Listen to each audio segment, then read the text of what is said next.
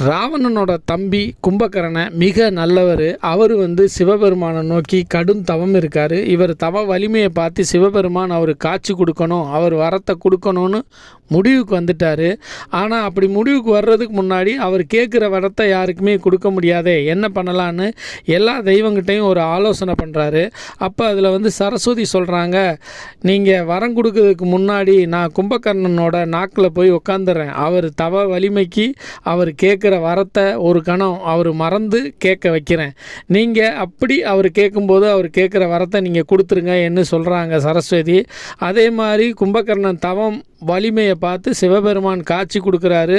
காட்சி கொடுத்து உனக்கு என்ன வர வேண்டும் கும்பகர்ணா என்று கேட்கும்போது அவர் நித்திய வரத்துக்கு பதில் நித்திரை வர வேணும் என்று கேட்டுறாரு. ஒரு கணம் அவர் நாக்கில் சரஸ்வதி தேவி அமர்ந்ததால் நித்திய வரத்துக்கு நித்திரை வரம் என்று கேட்டார். இதுதான் கும்பகர்ணன் தூங்குவதின் காரணம்.